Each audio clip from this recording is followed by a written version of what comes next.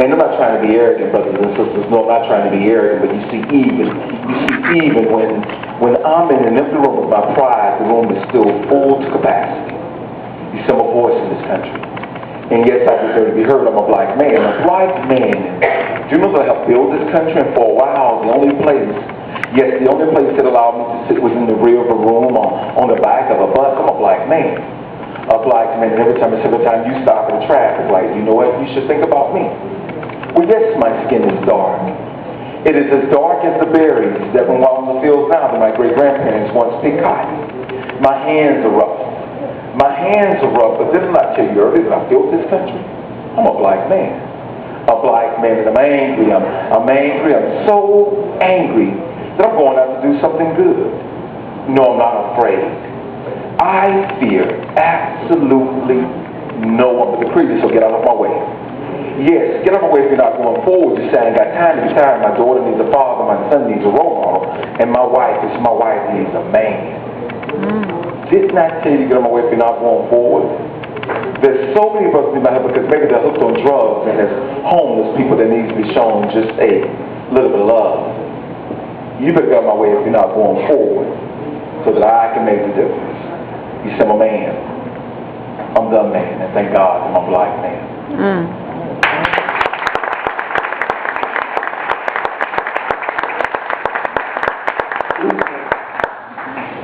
Is your poetry making a difference?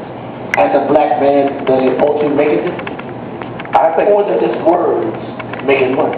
That's a good question. Well, it's doing both. It ain't never wrong with paying the bill. It does both, but I think it does. I think when you have a brother like a C.J. Bland or a Keith Durden, or you got brothers standing around like Jeff, a friend of mine in the back, and you got brothers who I hope when they hear the poem, The Man, their chest swells a little bit more, and they go home and they take care of their families. I think it makes a difference. When you got young men who say, oh, that's my favorite piece, and they identify with just one segment of the piece. If a brother goes home and takes care of his responsibilities, then it's working. It's working. And that's all I ever want to do. I've never wanted to write poetry just for the art of beautiful words. I've always wanted to write something that had an impact. I got friends in here. We got some of our Stewart Foundation members in here. A brother like Jerome Potts, who when we start holding the door for ladies because they heard a poem, The Man, then it's working. When you pull out a chair for the sister, and the poems are working. And I always say, brothers, don't worry about I write poetry and you might be the mechanic or the plumber or whatever. This lady asked me one time, she said, I wish my husband could recite poetry like you did. And I said, what does your husband do? And she said, he's a mechanic. And then there's another lady said, well, I wish my boyfriend could do it. What does your man do? And he's a plumber. So we start, after about 3 or 4 people saying that, I started saying, well, you know what? When my car breaks down on 85, I don't want to lift my hood up and start reciting poetry. I wish I was a mechanic. So what you want to do is you want to embrace your man and what he is and what he already is. If you got a man who's a plumber, sister, I'm telling y'all can make us do anything. Y'all can make us do things that we don't want to do. Y'all can make us work on Martin Luther King's birthday. You know what I'm saying? And so when you do something like that, when a sister embraces her man, if he's a plumber, he goes out and he becomes the Mr. Roller-Rooter. He starts his own. So, I really believe if you allow people to be who they are and embrace and support them in that, then you're talking about greatness coming on. Let me tell you, the first time I went to one of your White Atlanta fairs, was sold out, by the way, in July, right? It ain't sold out yet. No, don't take it. About 6 Not yet. My first one 3 years ago. They're not sold out. You went about 6 years ago. You went the very first one. Don't when try that way. Well, when it comes to July, it may be sold out. But what got me, you just dazzled me. I gotta go walk away. He told me, I didn't get none of that. You know what he told me? That's a black man. Does color work or your sensitivity work? Because you're a strong black man. You ain't like right now, they're white brothers. But you speak to women in a way that empowers them and also helps us too. Well, I just know who I am. I know who I am, and I know whose I am. You know, this lady came up to me one day and she made a comment. She said, well, you know, we were at church and she said, I hadn't seen you in a while. And I lied, I hadn't been there. I was there. She said, well, you never been because you're not so dark that I didn't see you. And I said, well, don't get mad because Master spent more time in your cabin than he did mine. I'm comfortable with who I am. I would, you know, I want real issue. I'm very comfortable. Each and every one of us. Not one of us had took out an interview with God. Not one of us had set up and we checked. Yes, how we want to look at our parents and all that. I mean, God made each and every one of us the way we are, and I'm very comfortable with who I am. Very comfortable. So, if somebody has a problem with my skin tone, then they got the problem. They got it.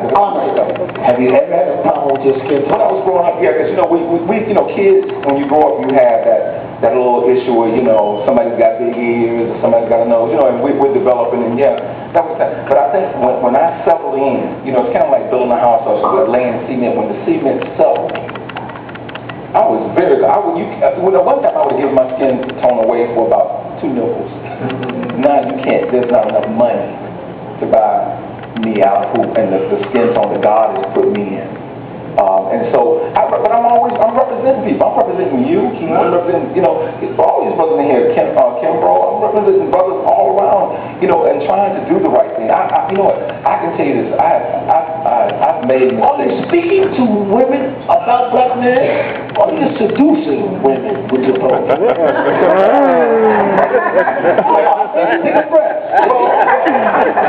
Well, the way I see it, I'm trying to set the brother up who has no game.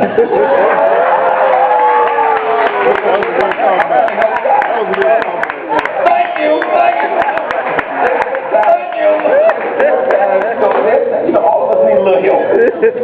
All of us need a little help. Exactly right. And so sometimes the poetry is setting you up. Sometimes all you do is just, walk into it. You know what I mean? Because the poetry has set up, or Father on Stewart has done that, or White London. And that's what we try to do. I mean, there's a lot of things happening right now, man. I mean, you're talking about gas is $4, right? You're talking about, inflation. You're talking about, we got a war going on that's draining this country. I mean, there's a lot of things, and sometimes you just need to laugh about it. Is that part of your poetry too? Issues and answers? Or is it just sex and pretty things? Well, I mean, to me, it's about issues. I tell you, I give you a little secret. When I started writing poetry in 1991, and most of my pieces were spiritual and historical, okay? And one thing that we as African Americans have to do a better job of is supporting true arts. Because, let me tell you something. I would write poems, demand, and do something at someone's church, at some civic organization, standing ovation. I would have CDs and books in the back of the room, they walk right past you. When I started to do the poems Chocolate and 3:57 a.m., they walk out of there, where's that poem at? and so we've got to make sure that we support quality.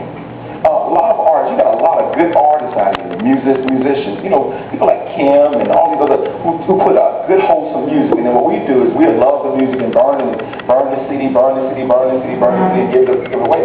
And then when that artist doesn't come back out, you wonder what happened to it. Well, you and I both know if you don't buy the products, you have nobody standing behind the person, the artist. So we've got to support. If you see something that you like, don't burn the copy. I know it's tempting. Give it away and don't steal the talent. Because what you're doing is you're minimizing the artist, and you're probably going to allow that artist to fade away without seeing anything else in there because nobody's going to back him. You know over that.